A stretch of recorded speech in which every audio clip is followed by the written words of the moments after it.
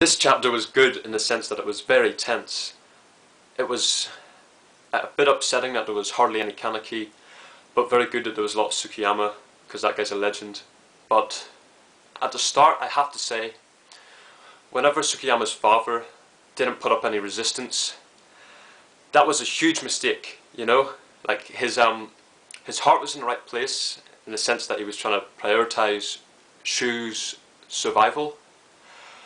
But at the same time, if he was going to do that, he shouldn't have made it so obvious that he was hiding something. Like, he should have fought back to the CCG, give them something to sort of contend with, and that way they would have been a lot less suspicious of what the Tsukiyama family was plotting, and that might have brought Shu a good extra 6 to 10 hours, maybe even an extra, yeah, maybe 6 to 10 hours to like get away, and that would have obviously meant a lot because of what happened later on in the chapter. But anyways, that wasn't the case.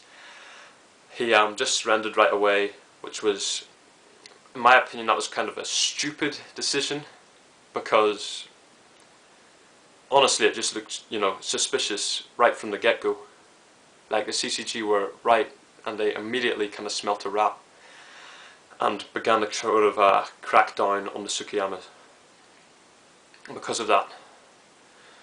Then later on you have Shu in the car with Matsume, his servant, and he just wakes up and he finally sort of realizes what's going on.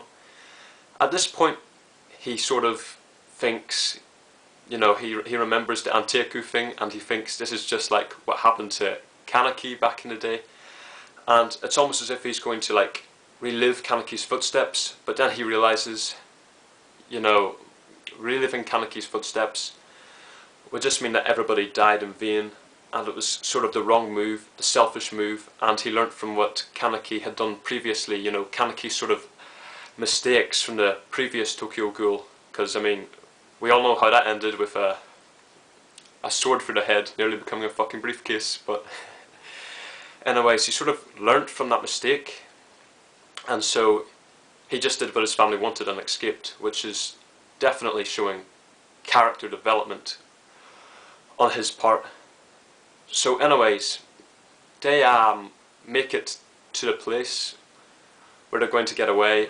You know, he meets everybody who sort of supported his family, and it was a nice touch just to see all these kind of regular chill ghouls, like not really in the forefront of the fighting or anything, but just sort of businessmen, sort of rich and powerful ones, you know, who had worked with his family, and just to see them all get together to help him because of what his father had done was very gratifying indeed. And it just goes to show, you know, how awesome they are as people and how awesome they can be.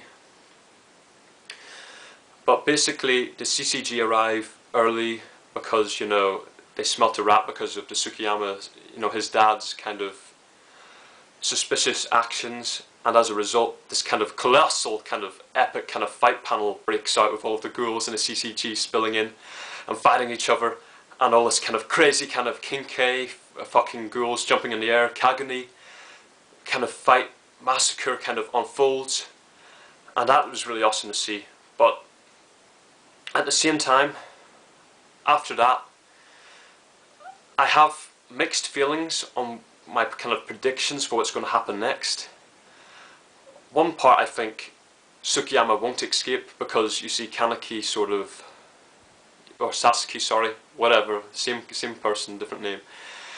Like, I think that, yeah, they're basically the same people, just with different perspectives and memories, because they have a lot of the same kind of similar mannerisms.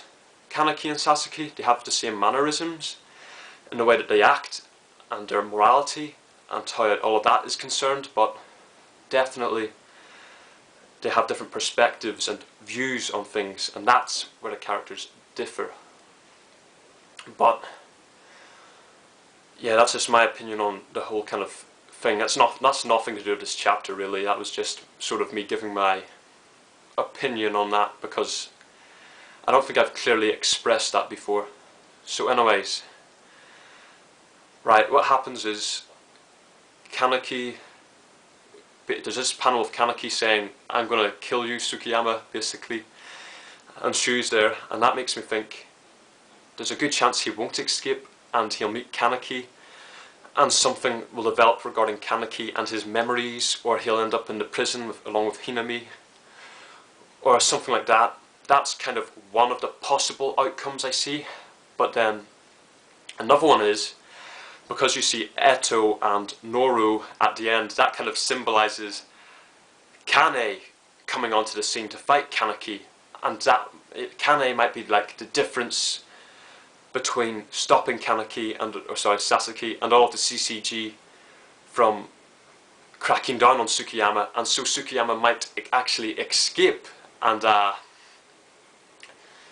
live to see another day. You know, like he might fade from the action for a bit and then re-immerse later on with some other ghouls from like Anteiku or whatever.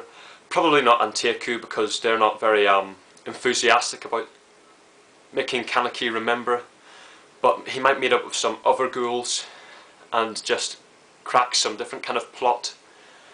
I'm not really sure, but yes, if he gets captured, he's going to get captured by Kaneki, and something down that alley might ensue.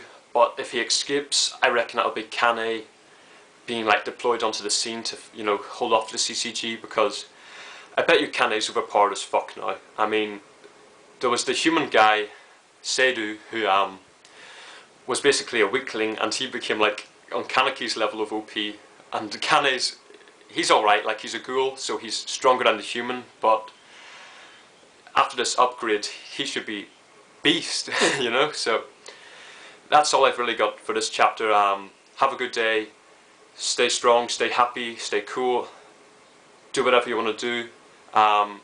Yeah, peace.